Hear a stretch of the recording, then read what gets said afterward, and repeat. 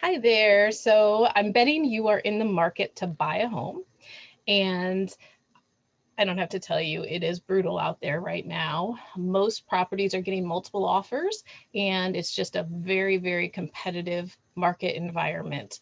So I wanted to bring a quick informative video to you to give you some thoughts about how you can improve your position against the competition. So there's a lot of different things we can do, but there's one recommendation I have that I think really stands out against all else. And I don't see a lot of buyers utilizing it. So I want to tell you what that is. And that is, it really breaks down to being as simple as just good communication.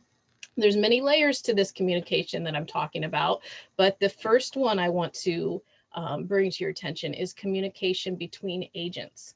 So your agent can go to the listing agent and, with your permission, share with the listing agent more details, more framework around your offer. So things like your motivation, what you're looking to do and why are you moving, you're trying to get close to the grandkids, you've lost out on a couple of properties, this one has everything you want and need and it's just perfect and you're so excited about it. Just that little bit of information can be really beneficial when the listing agent is presenting multiple offers to the seller. They're going to be sitting down looking over these offers, comparing terms and different questions within the contracts. And if you have offers that are very similar in price, very similar in terms, then how do you decide between those offers? And one of the things is, if that agent knows about what your motivation is, that can strengthen your offer even more and even possibly create a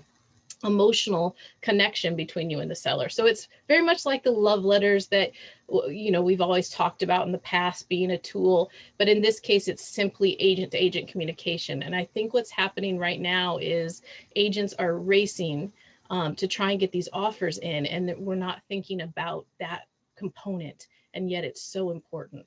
So that's number one. The next layer to the communication, and this is not in any particular order, I wanted to bring in the biggest one first, I think, but communication between yourself and your agent, right? So you need to be talking to your agent from the very, very beginning of your relationship about what your financial abilities and flexibilities are. So if we can remove many contingencies or most contingencies from the contract, it will certainly strengthen your position.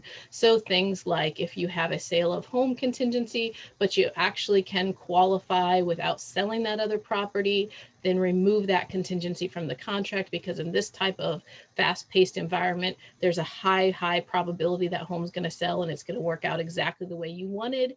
And if not, you set up a loan where as soon as the home does sell, you can put that additional down payment and your loan is reworked so that you have the same end result. So that's a strategy that is critical, because in this environment, again, most sellers are not interested in sale of home contingencies. It just adds too much stress and too much concern to the scenario.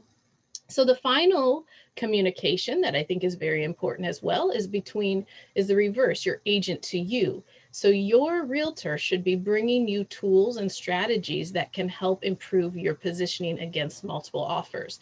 Interestingly, I don't see a lot of these strategies being used very often right now. And I think it's because there are things that we didn't need in the past. And all of a sudden we're in this insane market where everything is going so fast at the blink of an eye, and you just have to get that offer in, and you don't really have time to think about these other tools that are not as common. So the first one would be an escalatory addendum, and what this does is it takes away that concern in a highest and best situation of, well, I don't want to overpay. I don't know what the other offers are. What if I'm going way too high compared to the other offers, or higher than I need to go?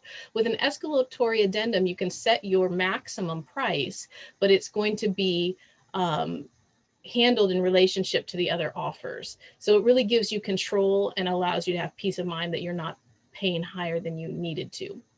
The next one will be a stopgap on appraisals. So if you have the financial ability to say, if the appraisal comes in below the list or the offer price, then I'm willing to make up a gap in between. That can really strengthen your offer, because now you have a seller looking at the concern on appraisal. If we have a bidding war bidding the price of the house up, and there's always that lingering concern that we don't know what an appraiser is going to say ultimately the value of the property is, then you can strengthen your offer by saying, hey, I'm willing to pay X amount between appraised value and our offer price. So that's a great tool as well. And the final one, which we've already talked about, is trying to limit the contingencies on your contract as much as possible. So a lot of tools that can be utilized, and I just encourage you to speak with your agent about these tools, because it is such a competitive market. We've got to be ready to do anything and everything that we can to win when you find that perfect home. I'm your Realtor on Demand, Ruth Squires, Keller Williams Realty, RES Luxury Group, white glove service, red carpet treatment. It's all in the name. We're not the same. If I can help you in any way, please give me a call, 352-476-3303.